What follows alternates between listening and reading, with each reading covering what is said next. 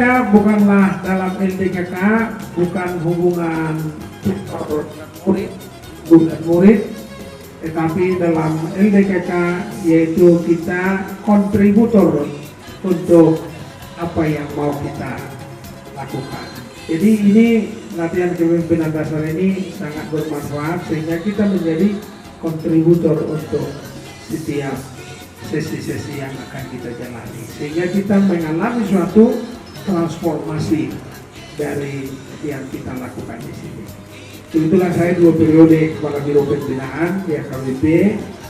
Ada banyak model-model yang kita lakukan untuk latihan kepemimpinan gerejawi, karena yang saya latih biasanya para calon pendeta, calon guru, diakones dan lain-lain. Jadi saya selalu sebut LD KG, latihan dasar kepemimpinan gerejawi, tapi menurut saya sama saja karena yang saya pimpin selama kepala biro pembinaan calon-calon pelayan dan pelayan. Dan saya senang dengan berjumpa dengan orang lain sebenarnya telah menjadi learning, telah belajar dengan kita. Jadi ada satu istilah perjumpaan yang kreatif.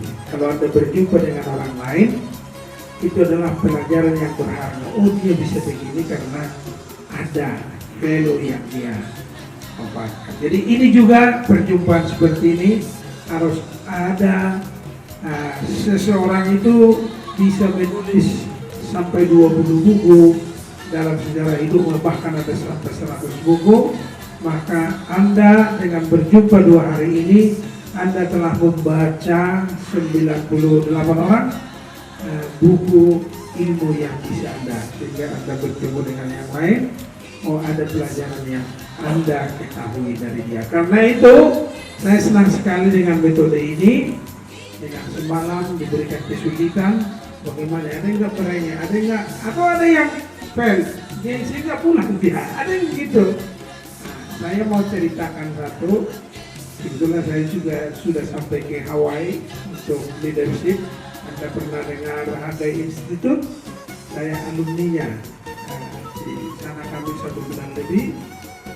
Rupanya dalam latihan kepemimpinan ini begini, sama istri saya, coba berdiri dulu, siapa tahu belum kenal. Ini guru Sianturi, kalau ada guru Sianturi yang paling cantik dialah. Ada guru Sianturi di sini, bisa dibandingkan juga, pasti dia menurut saya. Dan ada juga anak saya, masih di bawah di sini. Kami akan bersama-sama dengan kita. Jika ada sesuatu yang kurang bisa kita diskusikan. Sebagai proses, saya membuka latihan dasar kepemimpinan Kristen ini. Kiranya kegiatan ini dapat berguna untuk kita semua. Saya buka di dalam nama Allah Bapa, Anak, dan Roh Kudus.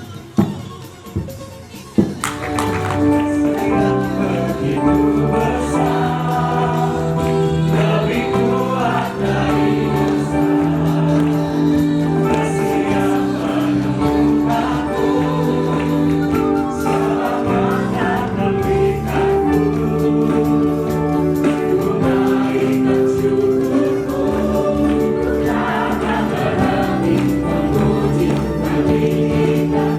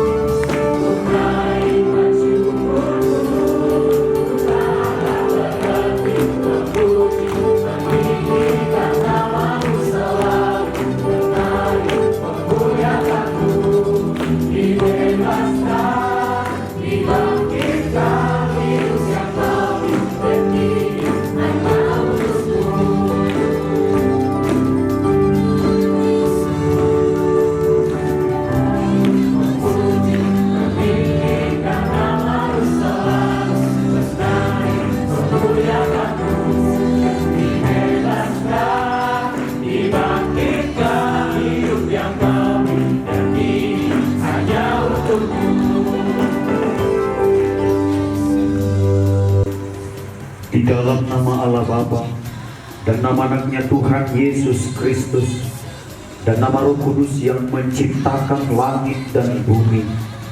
Amin. Kita berkumpul sebagai keluarga Allah di hadapan Bapa kita untuk mempersembahkan baginya pujian dan ucapan syukur, untuk mendengarkan dan menerima firman-Nya yang kudus, untuk memohon pengampunannya atas dosa-dosa kita dan menyambut anugerah-Nya, sehingga melalui anaknya Yesus Kristus kita dapat mempersembahkan diri kita bagi pelayanan-Nya. Ya, Cuman ya Tuhan, biarlah lidahku berseru akan anugerah-Mu yang begitu besar. marilah kita berdoa. Ya Allah Bapa kami yang ada di sorga, kami mengucapkan terima kasih kepadamu karena melalui anakmu Tuhan Yesus Kristus telah mengajarkan kepada kami bahwa langit dan bumi akan binasa, tetapi firman-Mu kekal selama-lamanya.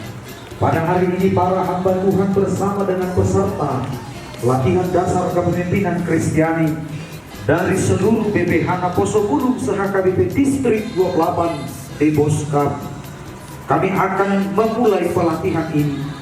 Tolonglah kami agar kegiatan ini menjadi bekal bagi kami untuk bertumbuh menjadi anak-anak yang hidup berkenan di hadapan-Mu, menjadi seorang pemimpin Kristiani yang bertanggung jawab dan bersungguh-sungguh menjadi pelaku firman-Mu. Tolonglah kami supaya bertekun dalam doa dan berpengharapan, sehingga kami senantiasa bersuka cita menantikan Engkau, supaya kami beroleh kehidupan yang kekal oleh karena anak-Mu Tuhan Yesus Kristus Tuhan kami. Amin. Terlebih bagi orang-orang percaya. Lalu bagaimana caranya? Cara untuk memanage. Dengan apa kita akan memanage rasa khawatir kita? Untuk menjawabnya saudara-saudariku, kita perlu mengetahui situasi sulit yang sedang berlangsung di balik nats harian kita ini, nats renungan kita ini, sehingga kita bisa memaknai pesan firman Tuhan ini yang terlihat sederhana dan mengatakan jangan khawatir, bukan hanya sesuatu yang menenangkan pikiran kita. Ini bukan morfin menenangkan saja, bukan hanya sebuah teori yang hanya mudah mengucapkannya, tetapi adalah satu dasar kekuatan untuk merespon kehidupan kita. Sekali lagi, dengan melihat situasi sulit yang terjadi di balik nas ini, kita pun akan dapat melihat makna yang sangat dalam dari ajakan Paulus untuk tidak khawatir. Boleh ditampilkan? Kita boleh baca dulu Filipi 4 ayat 13. Sudah? Baik, mari kita baca bersama-sama. Sehingga telah jelas bagi seluruh istana dan semua orang lain bahwa aku dipenjarakan karena Kristus. Paulus berada di dalam penjara kota Roma. Ini situasinya di balik. Pada orang-orang di luar yang merdeka, yang bebas, yang sehat, mengatakan jangan khawatir tentang apapun.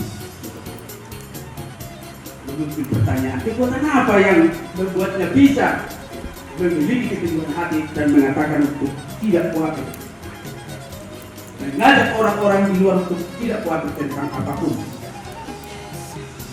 Ada kekuatan. Kalau kita baca mulai dari ayat 1, Paulus menekankan berdirilah teguh dalam Tuhan. Ayat 2, sehati sepikir dalam Tuhan. Ayat 4, bersukacitalah senantiasa di dalam Tuhan. Ternyata kekuatannya adalah ada dari kata dalam Tuhan. Ayat 7, damai sejahtera di dalam Kristus. Itulah kekuatannya untuk bisa menyuarakan nilai-nilai positif untuk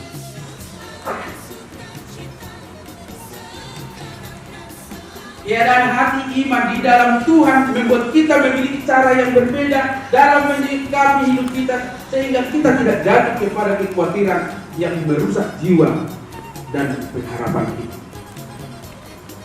Oleh sebab itu, kita harus tepis rasa khawatir itu dengan membangun relasi yang baik dengan Tuhan.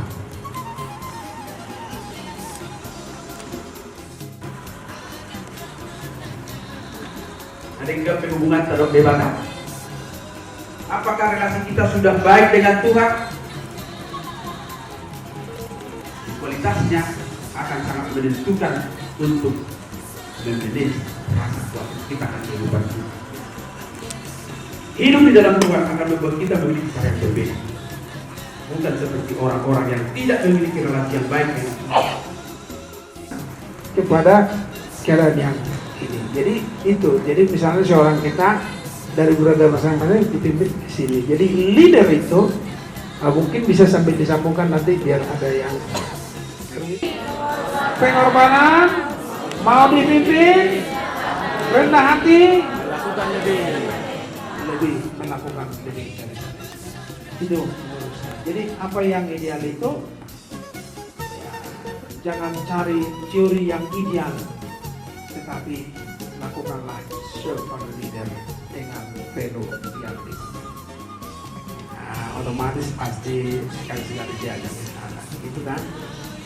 Nah, oke. Kalau ini menurut saya tergantung pada Anda. Tapi menurut saya jauh pada kepemimpinan secara umum. Apa sih yang mau kita lakukan? Menurut saya ada tiga hal. Coba lanjutkan setelah ini. Ada tiga hal menurut saya yang harus dilakukan oleh seorang pemimpin. Ya, apalagi kita Aposo bagaimana ini? Pertama, milikilah pribadi mulia.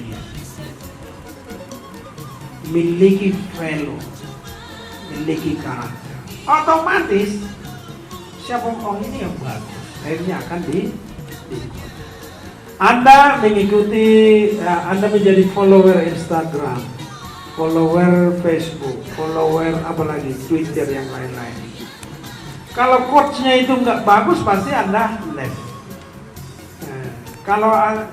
Kalau misalnya statusnya yang tidak cocok dengan platform Anda, pasti Anda setidaknya tidak pernah tapi kalau dia bagus, pribadinya, kualitas personalnya bagus, ya pasti Anda follow. Jangan bukan hanya follow, bukan hanya ikuti, tapi like. Apalagi sekarang TikTok itu bukan hanya bikin jempol atau bikin love, tapi sudah ada gift ya. Gift yang berbayar lagi. Ini berarti supaya pemimpin seperti itu tadi gimana? Milikilah. Ada saran saya nanti, kebetulan ini sudah penelitian saya, sudah bikin saya orang Batak, semua orang Batak sini. Ya, nanti akan saya sampaikan ini ada 10 panrohaon dohon pangalahon di ala Batak yang tentu. Yang kedua dulu ya, yaitu milikilah. Jika Anda diberikan kepada Anda tugas dan tanggung jawab, lakukanlah tanggung jawab Anda sebaik-baiknya.